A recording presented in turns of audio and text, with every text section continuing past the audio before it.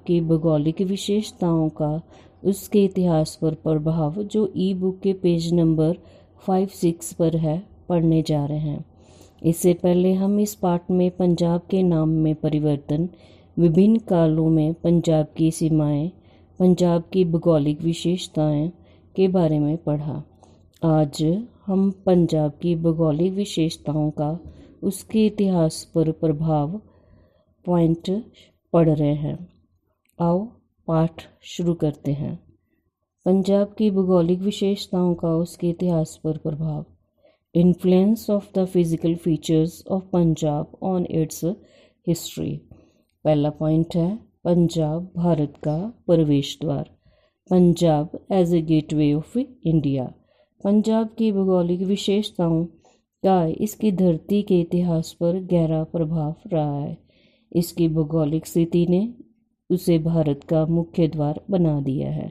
पंजाब के उत्तर पश्चिम में हिमालय पर्वत एक स्थिर दीवार का काम करता है, इसलिए पश्चिम की तरफ से आने वाले सभी आक्रमणकारी यूरोपियों को छोड़कर इसी रास्ते से भारत में अपने भाग्य को आजमाने के लिए आए। दर्रा खैबर भारत में प्रवेश करने का सीधा रास्ता था तथा इसे आसानी से पार किया जा सकता था। सुलेमान तथा किरथार की पहाड़ियों के दर्रों के द्वारा मध्य एशिया से सिकंदर 326 ईसा पूर्व से लेकर शाहजहां 1798 ईस्वी तक सारे विदेशी हमलावर पंजाब के द्वारा भारत पर आक्रमण करते रहे। परिणाम स्वरूप पंजाबियों को सबसे अधिक आक्रमणकारियों का सामना करना पड़ा।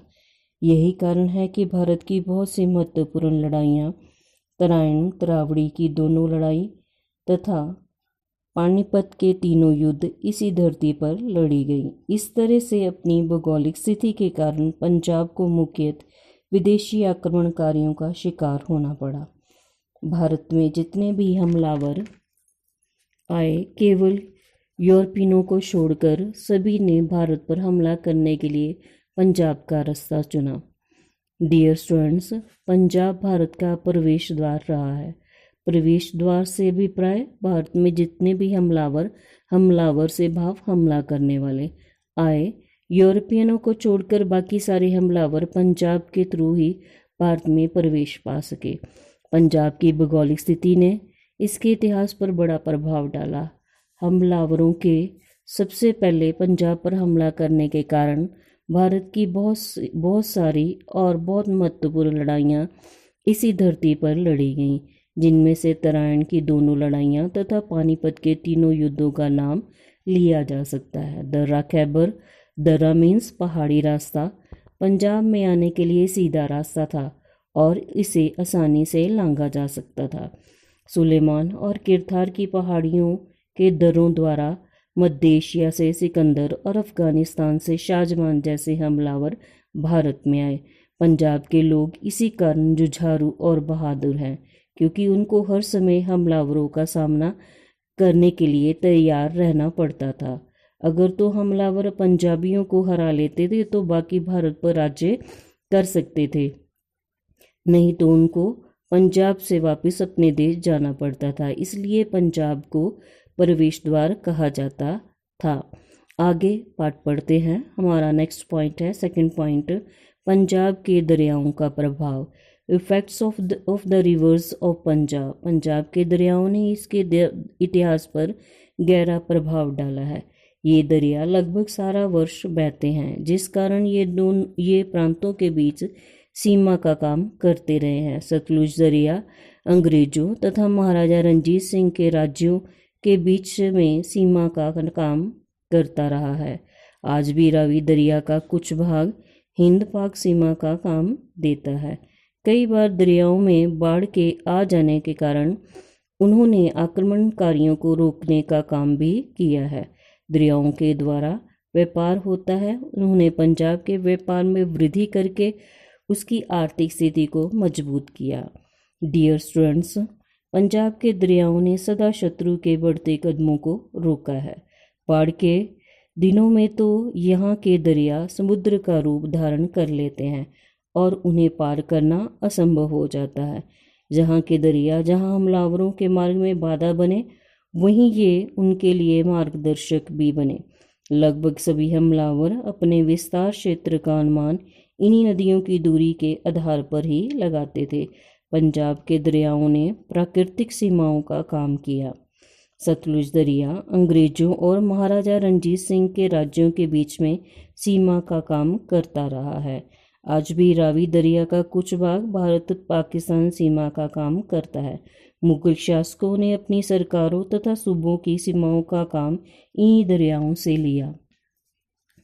यहाँ के दरियाओं में पंजाब के मैदानों को उपजाऊ और लोगों को खुशहाल बनाया। पंजाब के मैदानों को विश्व के समृद्ध मैदानों में गिना जाता है। हम अपने लेसन को आगे बढ़ाते हैं और अगला पॉइंट पढ़ते हैं। हमारा नेक्स्ट पॉइंट है थर्ड पॉइंट, पंजाब वासियों के स्वभाव पर प्रभाव, effect on the temperament of the Punjabis. Punjab की भौगोलिक विशेषताओं ने यहाँ के केवल राजनीतिक परिस्थिति को ही नहीं बल्कि इनकी संस्कृति को भी प्रभावित किया है। पंजाबियों को सदा ही उत्तर पश्चिम सीमा से हमलों का डर रहता था, इसलिए वे सदैव हथियारबंद रहते थे। परिणाम स्वरूप पंजाबी लड़ाकू तथा बहादुर बन गए। इसलिए भारत की एकता, स्वतंत्रता तथा उन्नति पंजाबियों के बल पर ही निर्भर रही है। विदेशी आक्रमणकारियों के संपर्क में आने के कारण पंजाबी उनकी सुरुचियों को ग्रहण कर गया तथा वह दूसरे लोगों से सदैव आगे ही रहा। बच्चों, पंजाबियों को हमेशा ही विदेशी हमलावरों का मुकाबला करना पड़ता रहा, क्योंकि हमलावरों को भारत में प्रवेश करने के लिए भारत के पंजाबी का सामना करना पड़ता था। इसलिए पंजाबियों को हमेशा ही लड़ाई के लिए तैयार रहना पड़ता था। इसलिए पंजाबी बहादुर और लड़ाकू स्वभाव के बन गए। उनके इसी स्वभाव के कारण ही वह दुश्मनों का डट के मुकाबला करते थे। इसीलिए भारत की स्वतंत्रता, एकता और उन्नति पंजाबियों पर ही निर्भर करती रही है। विदेशी हमलावरों का सामना करने के कारण ही पंजाबी उनकी कई अच्छी आदतें सीख पाए। हम अपना लेसन आगे पढ़ते हैं। हमारा फोर्थ पॉइंट है पंजाब अधिकतर विदेशी राज्यों के अधीन रहा। Mostly the Punjab remained under the foreign rulers. Punjab जब भी किसी विदेशी आक्रमणकारी को भारत जीतने की योजना बनाई, उसने पंजाब को ही अपना निशाना बनाया। इसलिए जितने भी आक्रमणकारी उत्तर पश्चिमी सीमा से भारत में आए, उन्होंने सबसे पहले पंजाब पर ही अपना आधिपत्य स्थापित किया। सिकंदर, कुषाण तथा हूण राज्यों की स्थापना यहीं पर हुई। भौगोलिक स्थिति के कारण ही पंजाब 150 वर्षों तक गजनी राज्य का भाग रहा। अहमद शाह अब्दाली तथा शाहजहां पंजाब पर अपना अधिकार राज्य स्थापित कर इसे अफगान देश में मिलाने की कोशिश करते रहे। पंजाब की भौगोलिक स्थिति के कारण ही अंग्रेज पंजाब में सबसे बाद में पहुंचे, क्योंकि वह भारत में दक्षिण पूर्व की तरफ से दाखिल हुए थे।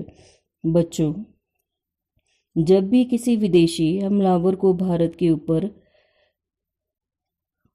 हमला करना होता था, तो वह पंजाब को लांघ कर ही भारत में प्रवेश कर सकते थे। इसलिए पंजाब और पंजाबियों को हमेशा ही विदेशी हमलावरों से टकराना पड़ता था। सिकंदर, कुषाण और हूण राजाओं ने अपने साम्राज्य की स्थापना पंजाब से ही शुरू की। इसके अलावा गजनी ने पंजाब पर 150 साल राज्य किया। अहमद शाह अब्दाली और शाहजहां पंजाब को अफगान में शामिल करना चाहते थे। पंजाब पर सबसे बाद में अधिकार अंग्रेजों ने किया, क्योंकि वह भारत में दक्षिण पूर्व से दाखिल हुए थे। पंजाब ने अपनी अद्वितीय भौगोलिक स्थिति के कारण भारत के इतिहास में महत्वपूर्ण भूमिका निभाई। ये प्रदेश भारत की सभ्यता का पालना बना। भारत की सबसे प्राचीन सभ्यता सिंधु घाटी की सभ्यता यहीं पर बड़ी फूली। आर्यों ने भी अपनी सत्ता का केंद्र इसी प्रदेश को बनाया। उन्होंने वेद, पुराण, महाभारत, रामायण आदि महत्वपूर्ण रचनाओं की रचना यहीं पर की। इसके अतिरिक्त पंजाब हिंदू और सिख धर्म की जन्मभूमि रहा है। गुरु नानक जी ने अपना पवित्र संदेश इसी धरती पर दिया। यहाँ रहकर गुरु गोबिंद सिंह जी ने खालसा पंथ की स्थापना की और मुगलों के धार्मिक अत्याचारों का विरोध किया। बंदा बहादुर और महाराजा रंजीत सिंह के कार्य भी भारतीय इतिहास में महत्वपूर्ण स्थान रखते हैं। निसंदेह हम कह सकते हैं कि पंजाब की भूगोलिक विशेषताओं ने पंजाब के इतिहास में महत्वपूर्ण भूमिका निभाई है। स्टूडेंट्स, हमारा इतिहास का पहला पार्ट यहीं पर समाप्त होता है। आइए, आपने इस लेसन में के थ्रू पंजाब को बहुत अच्छी तरह जाना और समझ लिया होगा। बच्चे, आपने इस ऑडियो को ध्यान से सुनकर और ई बुक के पेज नंबर 5-6 को अच्छी तरह पढ़कर मेरे द्वारा पूछे प्रश्नों को अपनी नोटबुक्स पर साफ साफ लिखना है और मेरे पर्सनल नंबर पर चेक करने के लिए भेजना है। आपके प्रश्न हैं, MCQ है। पहला है, आज हिंद पाक सीमा का काम कौन सा दरिया करता है? आपके ऑप्शंस हैं A रावी दरिया, B चिनाब दरिया, C ब्यास दरिया, D सतलुज दरिया। नेक्स्ट भी MCQ है, शाहजहां ने पंजाब पर आक्रमण किया।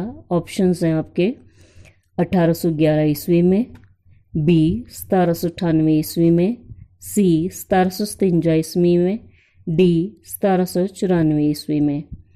नेक्स्ट भी MCQ ही है, अंग्रेजों और महाराजा रंजीत सिंह के बीच सीमा का काम करता है। आपके ऑप्शंस हैं A सतलुज दरिया, B चिनाब दरिया, C रावी दरिया, D ब्यास दरिया। फोर्थ जो है वो फिलिप है। सिकंदर ने भारत पर डैश ईस्वी में आक्रमण किया। नेक्स्ट जो है वो ट्रू फॉल्स है। पंजाब के भौगोलिक लक्षणों ने यहाँ की केवल राजनीतिक हालत को ही प्रभावित किया। ये स्टेटमेंट सही है या गलत?